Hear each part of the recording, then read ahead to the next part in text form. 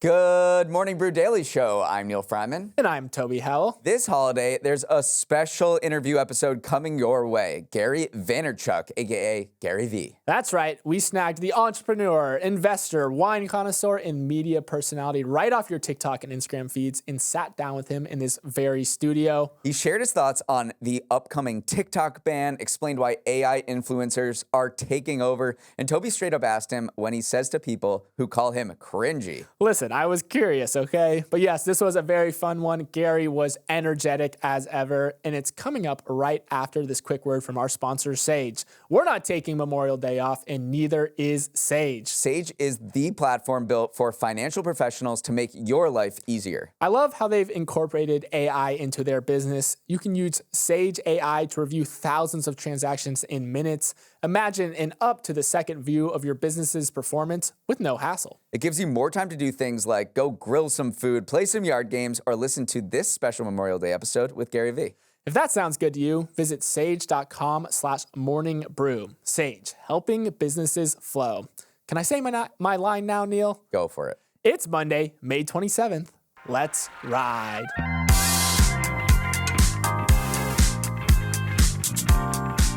Gary, thanks for jumping on the show today. Thank you, boys. Thanks for having me. So first question, you work in the attention economy where attention is currency, but who out there or what out there has your attention right now? That's a good question. You know, I go very broad. What I mean by that is what has my attention. Like I'll show you something. Let's do show and tell. There's an app on my phone.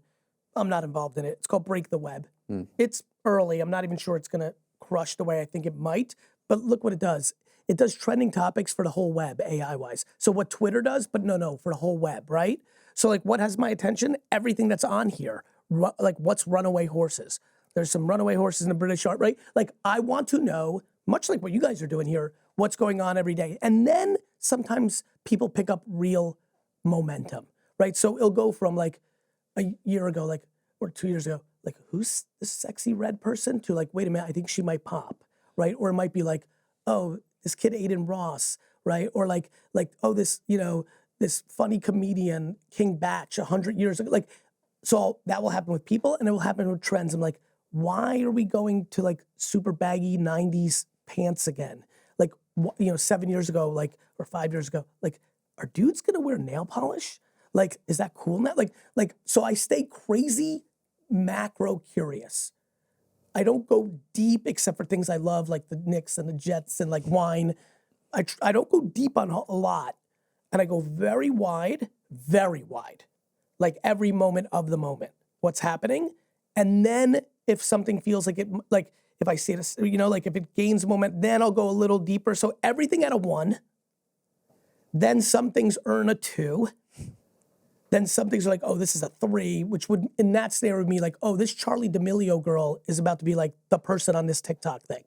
Like, that's how my brain works. Let's talk about this new book you have dropping, though, Day Trading Attention, How to Actually Build Brand and Sales in the New Social Media World. It's actually an update to a book you wrote 10 years ago on similar topics. What has changed in the time between those two books are coming out? And then, I guess, follow up, what has stayed the same? Great question. So yeah, I have a new book coming out, Day Trading Attention. It's the follow-up to Jab, Jab, Jab, Right Hook. This book's title originally was Jab, Jab, Jab, Left Hook. And then when I was writing it, I'm like, wait a minute, this is my thesis. And I've come to realize my thesis is day trading attention. Like, when I launched my dad's liquor store's website in 1997, how old were you guys in 97? 0. I was 6. Yeah. So, like think about that. Like it was a long time ago. And I knew the internet was going to happen, and then email marketing, and then Google, and then I started a YouTube show like this in 2006, right? Like I always pay attention to where the attention is. So what stayed the same since Jab, Jab, Jab, Right Hook? Meta's still a monster, so Facebook and Instagram still really matter, right? And Twitter and X still matter. YouTube, obviously the TikTokification of social media has changed everything. Let me go into that because that's going to be valuable to everybody. The social media I grew up with, and the one that you guys grew up with, was about email marketing. Get as many followers as possible, and when you post, a percentage of them will see it, right? Same like email marketing. Build a 1 million person mailing list, email out, morning brew. Get as many people as you can, and 30, 40, 50, depending on 15, depending on how good your email is, will open it and some will act on it. Same with social. I amassed a couple million followers on Twitter, and a certain percentage would see it, and some of them would act on it. Now we live in a world where it's not about building the following, it's the individual pieces of creative being good and finding the audience. That is profound, massive change, and should give everyone who's listening a lot of excitement because it's a level of meritocracy, a start over. Everyone who's missed it hasn't missed. They literally can go make a poker video right now for 49 seconds and they're a year away from making a lot of money being a poker influencer. That's insane. Do you think there will be social media companies that pop up that fill the gap that aren't AI generated, AI recommended content? It'll just be your friends like Facebook and Twitter and all these other social media companies used to be? Do I think that because we'll go through an era of this, that the pendulum will swing? Yeah. Of course I do. Now, I think that's being serviced right now by text message groups and WhatsApp. By the way, that's why Snapchat crushes. Like for the youth, it's Snap, and then people go to iMessage or WhatsApp, depending if they're international, or Telegram, or right? Like that's the game. Like what the small social network is called your 7-person Sixers group chat that all you are going to be talking about tonight, frustrated because you're down 3-0 after the game's over. We'll see about that. When this comes out, I'm sure the Sixers will be cruising to the finals. While we're on the topic of TikTokification, Biden just signed a bill banning or requiring ByteDance to divest from TikTok. Let's just say in the hypothetical scenario, TikTok does go away within the next 12 months. Who are going to be the winners and losers in this new paradigm? I'm not sure, but here's my hot takes. I don't love to predict, which is why there's not a lot of horrible receipts for me out there. Like I try to wait for things to happen, but here's my feeling. One, I think that's going to happen, which is wild. So that's an enormous, it's one of the biggest resets of attention we've ever had. Usually it's gradual. When we went from the radio to television, it was gradual. When we went from the television to the cell phone, it was gradual. This is going to be a shock of an ungodly amount of hours of attention having to find new audience. Here are the winners. Meta for sure. Instagram's going to get a ton because a lot of people people are insecure. They don't want to start building again. So they'll go to the place where they have. So I think Instagram will be a big winner. I think a dark horse winner is X because I think they're going to reboot Vine. I don't know that to be true. I don't know anything, but I think it makes a lot of sense. I've been thinking it for a couple of months. Then I did see a tweet from Elon, like Vine, ? I don't remember how he did it, but like it would make, Vine was the one that started this short form movement. I think YouTube Shorts has a chance. And then I think the dark horse and the one that excites me the most is the unknown entrepreneur. You've got to imagine that there's an ungodly amount of kids right now who are working on their TikTok clone to try to capture that. If I was 19 at Stanford or at home in a community college, I don't know, if I was capable, I would be building with the hope, because by the way, this already happened. It's called India. India banned TikTok. TikTok is not in India. And India had a bunch of clones pop up. Now, India is unique because there's a lot of language dialects. You need it. But in the US, I think there'll be 5 to 10 brand new startups that are going to try to claim it. I think Instagram's going to come through huge. I think Snapchat, if they got their act together a little bit and got more serious about Spotlight and really made that a bigger part of it, could also pick up a lot. So I think Snap, depending if they do some tweaks, Instagram's definitely going to get some. YouTube Shorts is definitely going to get some. And then I think Vine's the other big dark horse. I do want to talk about another shock to the system as you described it, and that's AI. One of the talks you recently said that what social media influencers have done to traditional celebrities, you think AI influencers are about to do to traditional social media influencers. Over the next 5 to 10 years. Why are you so bullish on this new class of influencers, these AI influencers? It's already happened. There's a lot of attractive girls on Instagram that aren't real people that are getting brand deals and selling OnlyFans accounts. So do you think that has a net positive effect on social media? Like, is it going to be better? A big thing that you preach is authenticity and connecting truly with people. What's it going to be like in 5 years when the people you're authentically connecting with aren't real people at all?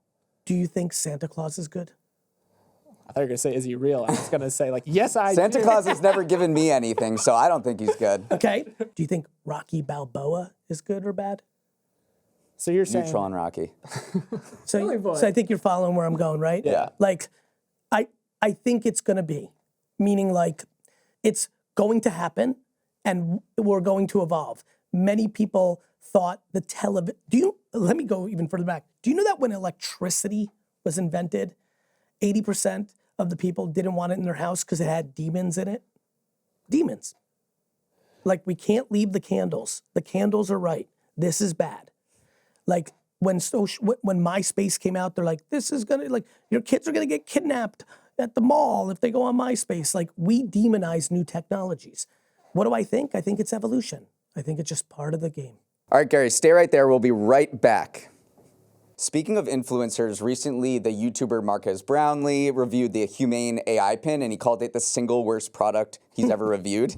That sparked a debate about the responsibility of reviewers and the power of individuals to tank a company. What was your takeaway from that whole saga? Listen, first of all, he's one of my favorite people to watch over the last 20 years. I've watched that kid authentically work.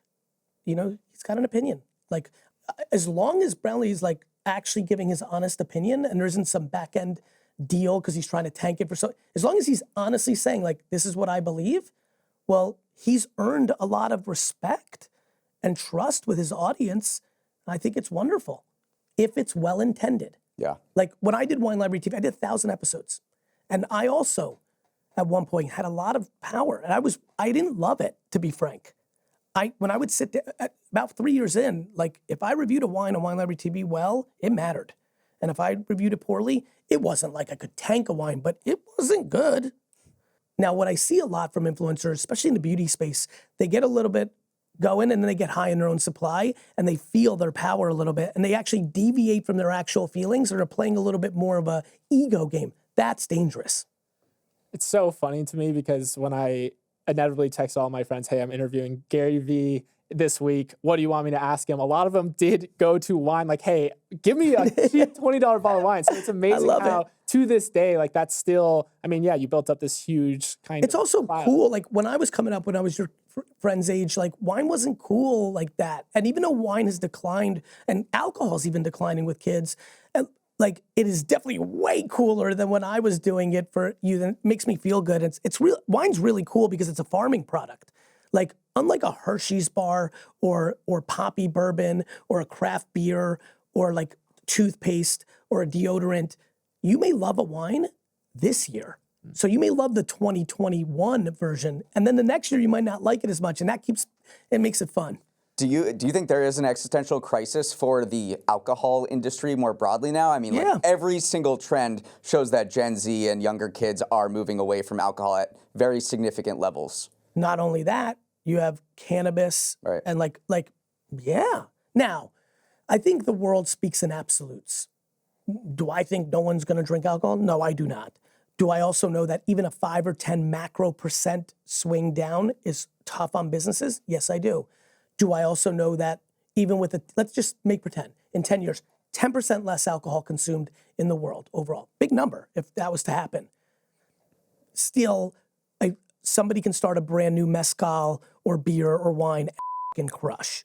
Like it's a big ass number. There's a lot of alcohol being consumed. So I'm not crying for everyone in alcohol. I don't think my dad's liquor store is going out of business. I don't think winetext.com is going to stop doing well. But in the macro, yeah, there's less opportunity, but the best players are going to get more. I want to shift gears. By the way, real quick, before you shift gears, I just didn't want to lose this thought. You know where I think we've really lost our way with our actual opinions? Sports. I think the guys and gals on ESPN, on Barstool, on I think they say things they don't fully believe. I think too many sports, because they're just looking for another headline. When they're like, LeBron stinks, I don't know I don't think they believe it. But they found that that's what drives engagement and viewership is having a hot take, and it doesn't matter whether you're right or not, you just have to have a strong opinion. That is what That I'm fine with. I have strong opinions. I just think when I watch it, I'm like, I don't think he actually believes that. Like, I don't think he believes that Jason Tatum's a dog. That Iguodala is going to take the final 3. Fate of the world on the line. You know what I mean? That's a place where they've really lost their way. Yeah. I think we, the audience, can kind of feel like 2 weeks ago you said Embiid was the greatest. Now you're saying he's like, it's just, I think they're running out of shit to say. I don't think it's cool to stick on this. Like one of the things that I always laugh about with my content, because I also talk every day on the internet, is, Gary, you say the same and they're trying to like razz me. I'm like, yeah. what do you want me to talk about shit I don't believe in?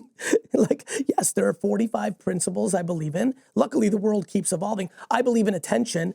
I'm going to be there to talk about virtual influencers. I didn't know virtual influencers were coming 10 years ago. So the world will change, but I'm not going to change my principles. So I guess this isn't that much of a gear shift at this point. You kind of segued for me. I want to talk about this label cringe that people have been applying to everyone from Taylor Swift to the friend who you knew in high school is now trying to become an influencer on Instagram. And some people have applied that label to your content as well. So how do you think about the concept of cringe and how it's become almost weaponized today? I don't think about it at all. I think about it with compassion. I think if you're someone who weaponizes anything, cringe, luck, I think envy is obvious. And I also think it's silly. I think a lot of it's not even that serious. I think 80% of the people that throw around cringe, it's like banter, like amongst, it's like Sixers, Nick, it's banter. And the 20% that mean it, I feel bad for. If you're running around the internet, replying cringe in the comments to something, your life isn't awesome. It means you're not in a happy place. Like you're trying to deploy some negativity because you're not feeling good. So 90%, 80%, I'm like some locker room, like homie, like my boys that I went to Mount Ida College with, they say the worst in the world, and I get plenty of it's your boy. Like, so I think 90 of it is just banter, but the 10% I actually view as, if you need to tell Taylor Swift she's cringe in the comments of her latest Instagram post, I just know where you're at mentally, and like, I got love for you, and I hope you get the out of that. Yeah, I love this concept. There's Cringe Mountain, and there's some people who are on Cringe Mountain working their way up, and the people who are usually commenting in the comment section are at base camp. They haven't even stepped foot on it. So that's just another way. Yeah, it's just like I get it. Like, this is America. This is humans. This is what the world does. We love to build up, then we love to tear down, but then we love a Britney's back bitch too. So like, we'll literally go through full, like, look at Taylor. We like literally actually built, the world built her up. Then she went through that period where like literally tore her all the way down, only to build her up to levels that we've rarely seen. And, and then guess what? Then it'll be time, like, and so like, this goes back to detachment. Like, I think one of the cool things that I'm hoping more people realize, like for me, I'm very grateful that I'm a good businessman, but like, I got fortunate. Like when I was, like my whole life, when I was growing up, like, grades were the most important thing. And like, I was bad at that. And so I was told by the world that I was a loser. So I got used to it. Like somebody in the comments being like, you, garyvee, is at 48 years old is very different than being 12 and having a teacher saying, you're a loser, you're dumb. Because in the 80s, they weren't politically correct in Jersey. So like, if I was able to handle that, and I think about that a lot. Let's talk quickly about sports. You own a Major League Pickleball team. You're a part owner of a Big Three basketball team, which is that league founded by Ice Cube, and you're an investor in the revival of a slam ball league. What are you seeing in these upstart leagues in sports? Where's the opportunity in sports? Where do you see as the best investment right now? Great question. The 1982 NBA Finals game, a 1982 NBA Finals game between the Lakers and Sixers in America was not aired in real time. It was on tape delay. The first Super Bowl did not sell out all of its tickets. Me and my boys watched the first UFC pay-per-view because we never thought there'd be another one because it was human cockfighting. The history of sports tells you that new ones pop up. It changes. When the radio was the primary device of consumption, baseball, boxing, and horse racing were the three most popular sports because they're very good sports to listen to in announcer form. Basketball, football were coming up, but they were different. When we went to television, those things exploded, especially football. It is a TV product. I believe that we're in the beginning stages of very substantial communication shifts. Obviously, I've been at the forefront of the social media. What I've always called was the mobile device was the television, and television was the radio. That's what I've been arguing in marketing for the last 10 years. I think VR is coming. I don't think, it may not be now, like even today there's a headline, Apple's downgrading right back to me being wide, I pay attention, but I don't view that as like VR is dead. I view that as cell phones weren't crushing in the 80s the way people wanted them to either. You know why? They're too expensive. I promise you, If the Apple headset or the Facebook headset was $19, everyone would have one. You know what I mean? And the technology's got to get better. The first version of the Oculus compared to the Vision Pro in this short little window is like game changing. Plus, I don't even think it's going to be this. I think it's going to be contact lenses and no friction. So where am I going? I believe that over the next 20, 30 years, the world's going to change quite a bit from a distribution and media landscape. And I think some sports will over-index. As you can tell, I'm putting bets on different things. I'm trying to learn. Obviously, I have an incredibly big goal of buying the New York Jets. So I like owning, we had a real draft in the Pickleball League. Like, I have salaries. I have with sponsorship, get people to attend the matches, get attention for it. So I'm getting good practice. And do I believe that pickleball has a dark horse chance? I do. Do I think, I invested in an esports team in the Variant and Call of Duty League with the Wilfs, who own the Vikings. Prior to that, I'm also investing in a 3-on-3 women's league. Like, I'm trying to learn and I'm making bets. Look, there's a tag league, like Tag World. Like, I'm not doing it, but I love it. I think it's got a real chance. This guy would be good at that. No, I've seen that. I would not. They are incredible at that. But are you you're like a little bit of a tag savant? Yeah, just Toby lame. With people with freeze tag back in the day? Yes, absolutely. That was freeze tag was different. The currency of the elementary school. Yeah. Absolutely. All right, so we're running up on time here. Thanks. So I do just want to get your perspective on the big question right now of like, how is social media affecting kids in particular? Yep. A lot of people want to know Gen Z, Gen Alpha. Yeah. Are the kids going to be all right? The kids are going to be all right. I think we've created this narrative that it's like the same old adage, like things change, but everything's the same. And so the difference is the reason everything feels intense now is you have media at your disposal every minute of the day. You used to go to work for 8 hours and not have media. Like, you still like people don't get it. People are like, it's never been worse. I'm like, do you know what the Civil War looked like? They're like, it's never been worse in America. I'm like, do you know what the Civil War is? like we're very bad in the context of history. And so the kids are going to be all right. And my answer is the kids are going to be all right if the parents parent. It's that simple sometimes. Gary, thanks for joining us. This was awesome. Quick hitting. I know our audience will enjoy your perspectives on a lot of things. Check out his new book, Day Trading Attention. It's out now, and you can find him literally everywhere, on social media. So thank you, Gary. It was a pleasure. Thank you, everyone. Have a great morning. Thanks, Gary.